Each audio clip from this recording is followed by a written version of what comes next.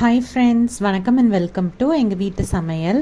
நம்ம இன்றைக்கி வந்து கேரளா பேக் வாட்டர் ஃபிஷ்ஷான பிராச்சி ஃபிஷ் ஃப்ரை தான் எப்படி செய்யணுன்றதை பார்க்க போகிறோம். வாங்க வீடியோக்குள்ளே போகலாம். வீடியோவில் கேரளா ஸ்பெஷலாக ஒரு மீன் ரெசிபி தான் செஞ்சு காட்ட போகிறோம். அதாவது மீன் ஃப்ரை.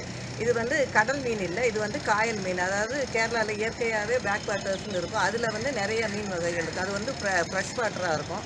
கரிமீன் ஃப்ரை வந்து ரொம்ப ஃபேமஸ். அதே போல் அந்த கரிமீன் வகை போலவே ஒரு மீன் தான் இந்த பிராச்சி மீன். அதை வச்சு ஒரு ஃப்ரை தான் செஞ்சு காட்ட போகிறோம். வாங்க எப்படி செய்வோன்னு பார்ப்போம். இதுதான் வந்து பிராச்சி ஃபிஷ்ஷு. இது பார்த்திங்கன்னா நல்ல சதப்பத்தோடு இருக்கும். நடுவில் ஒரே ஒரு முள் மட்டும்தான் இருக்கும்.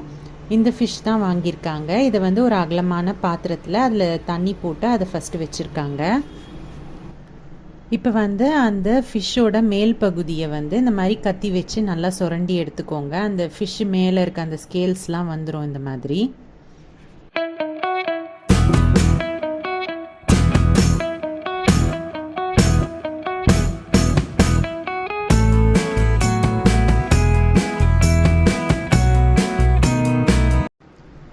அதுக்கப்புறமா நீங்கள் வந்து ஒரு கத்திரிக்கோல் வச்சுருந்தீங்கன்னா அந்த கத்திரிக்கோலை வச்சு அந்த வால் பகுதியை வந்து வெட்டிடுங்க. அப்புறம் அந்த சைடில் இருக்கிறதையும் இந்த மாதிரி வெட்டி எடுத்துருங்க.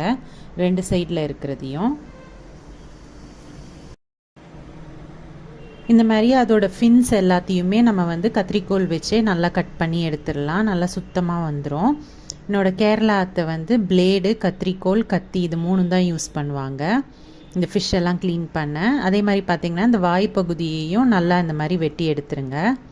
எடுத்துகிட்டு அந்த வயிற்றில் இருக்க அந்த குடல் அதெல்லாமும் இருக்கும், அதையும் நல்லா க்ளீன் பண்ணி எடுத்துருங்க. உள்ளே இருக்கிறது எல்லாத்தையும் சுத்தமாக இந்த மாதிரி கத்திரிக்கோலில் வெட்டிட்டோன்னாலே அதை ஓப்பன் பண்ண வந்துடும். அப்புறம் உள்ளே இருக்கிற குடலெல்லாம் நல்லா எடுத்துருங்க.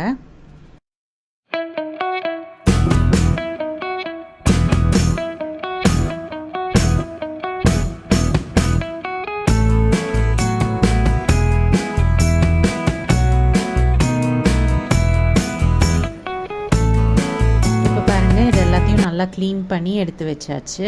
இதே மாதிரி எல்லா ஃபிஷ்ஷையும் க்ளீன் பண்ணிடணும். இந்த பிராச்சி ஃபிஷ் பார்த்திங்கன்னா கடல் ஃபிஷ்ஷோட டிஃப்ரெண்ட்டான டேஸ்ட்டில் இருக்கும். கொஞ்சம் கூட ஸ்மெல்லே வரல அப்படின்னு சொன்னாங்க. ரொம்ப டேஸ்டியாகவே இருக்கும்.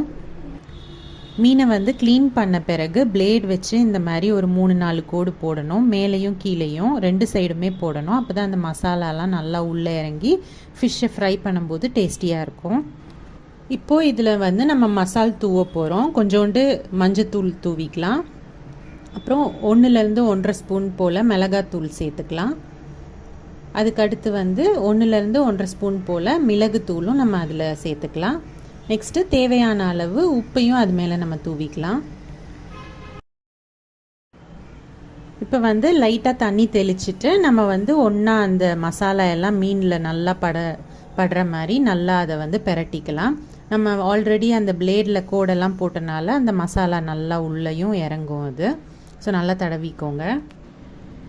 மசால் தடவிட்டு அதை கொஞ்ச நேரம் அப்படியே ஊற வைக்கணும். அப்போ தான் நல்லா மசாலா உள்ளெல்லாம் இறங்கும். இப்போ வந்து நம்ம மீனை வந்து ஷாலோ ஃப்ரை பண்ண போகிறோம். இதை வந்து நம்ம ஸ்லோ ஃப்ளேமில் தான் வந்து ஃப்ரை பண்ணணும். மீன் வந்து நல்லா சதப்பத்தோடு இருக்கிறனால கொஞ்சம் டைம் எடுக்கும். 2 சைடும் பொறுமையாக நீங்கள் வந்து ஃப்ரை பண்ணி எடுத்துக்கோங்க.